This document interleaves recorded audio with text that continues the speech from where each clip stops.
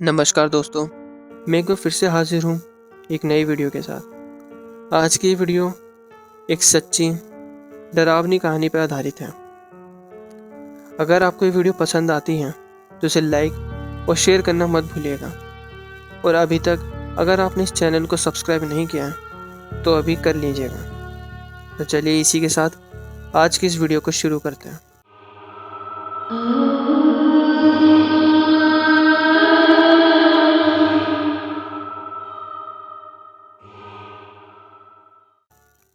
यह कहानी एक छोटे से गांव की है, जहाँ की हर गली, हर मोड़ और हर घर में डर की एक गहरी छाप पसरी हुई थी। ये गांव कोई सामान्य गांव नहीं था, बल्कि यहाँ कुछ अनहोनी घटनाएं घटी थी, जिनसे गांव वाले आज भी कांपते थे। गांव का नाम था सन्नाटपुर। यहाँ के लोग कहते थे कि रात होते ही यहाँ के वातावरण में एक अलग ही ऊर्जा फैल जाती है। रवीश एक युवा लड़का था जो शहर से इस गांव में आया था। उसे कुछ महीने गांव में रहने और काम करने का मौका मिला था। एक दिन जब रवीश अपने काम से घर लौट रहा था, उसने सुनी थी एक अजीब सी आवाज़। वह आवाज़ कुछ ऐसी थी जैसे किसी ने चिल्लाकर मदद मांगी हो। रवीश को लगा कि शायद ये कुछ खामोशी से निकलने वाली आवाज़ हो, लेकिन जैसे ही वह आवाज़ साफ हुई, उसने सुना, कृपया मुझे छोड़ दो, मुझे मत मारो। रवीश थम गया। उसकी धड़कनें तेज हो गई। आवाज़ कहीं पास से आ रही थी, लेकिन वह समझ नहीं पा रहा था कि यह आवाज़ किसकी थी। उसने सोचा शायद कोई मजाक कर रहा होगा और वह आगे बढ़ गया। लेकिन आवाज़ एक बार फिर सुनाई दी और इस बार ज़्यादा स्पष्ट थी। रवीश उस दिशा में चल पड़ा जहाँ से आवाज़ आ रही थी। रास्ते में उसके कदम खुद ब खुद धीमे हो गए। वह रुक रुक कर देखता और जैसे जैसे वह आगे बढ़ता गया, आवाज़ भी पास आती गई। आखिरकार वह एक पुराने खंडहर जैसे घर के सामने पहुंचा। घर के अंदर एक हल्की सी रोशनी दिखाई दी। रवीश के कदम अपने आप उस ओर बढ़ने लगे, जैसे कोई अज्ञात शक्ति उसे खींच रही हो।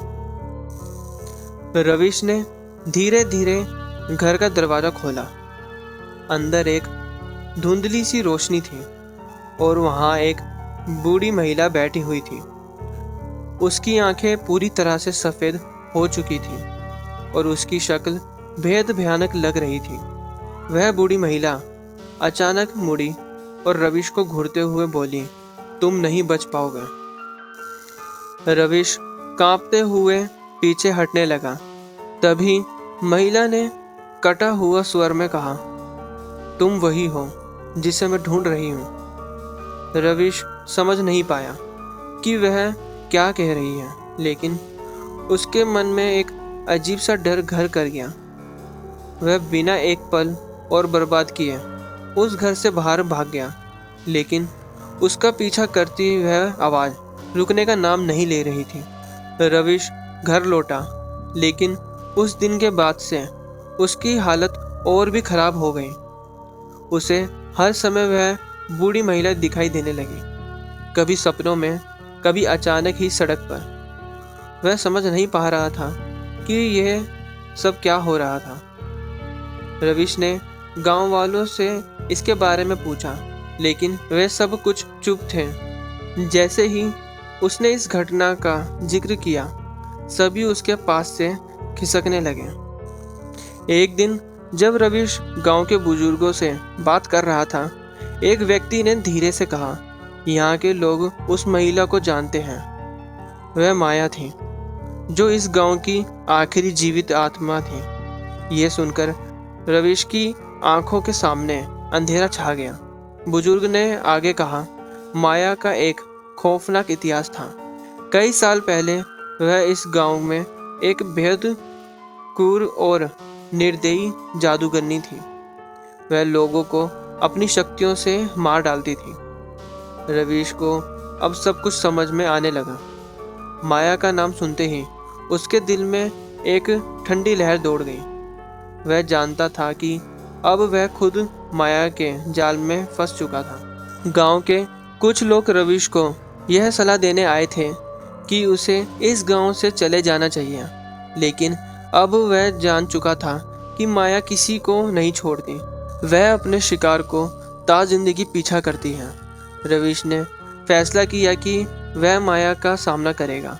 एक रात जब माया उसे फिर से नजर आई तो उसने माया से कहा, तुम मेरे साथ आओगी या मैं तुम्हारा पीछा करूंगा। माया की हंसी सुनकर रवीश का दिल कांप उठा। माया ने धीरे से कहा, तुम मेरे साथ नहीं जा सकते। तुम्हारा क्या होगा ये तुम समझ नहीं पाओगे। तुम मेरे जाल में फंसे हो। तभी रवीश ने अपने दिमाग में एक योजना बनाई। वह माया के सामने गया और चुपके से उसने अपने पास रखी एक पवित्र पुस्तक का पन्ना खोल लिया। यह पुस्तक उसके दादा दादी ने उसे दी थी। पुस्तक में जादू और काले जादू के बारे में था। रवीश ने एक खास मंत्र पढ़ा। अचानक माया की चीखें सुनाई देने लगी। वह घबराई और चिल्लाई, तुम ये क्या कर रहे हो? रवीश ने फिर से मंत्र पढ़ा और माया की पूरी शारीरिक संरचना धुएं में बदल गई। माया का भूत उससे भागने लगा और थोड़ी देर में वह पूरी तरह से खत्म हो गई। गांव का सन्नाटा टूट गया। रवीश ने माया की आत्मा को हमेशा के लिए शांत कर दिया था। अब गांव में शांति थी, लेकिन रवीश को यह एहसास हुआ कि कभी कभी हमें किसी खौफनाक स्थिति का सामना करने के लिए अपनी पूरी हिम्मत और समझ का इस्तेमाल करना पड़ता है। गांव वाले फिर से अपने काम में व्यस्त हो गए, लेकिन रवीश का मन अब भी उस अनुभव से डरा हुआ था। वह जानता था कि इस दुनिया में ऐसी कई चीज़ें हैं जिनका हम कभी हिसाब नहीं लगा सकते। अब उस रात के बाद से सन्नाटपुर में सच्ची शांति आई थी, लेकिन रवीश हमेशा सोचता था कि क्या माया सच में ख़त्म हो चुकी थी या फिर कहीं उसकी छाया अब भी छिपी हुई थी।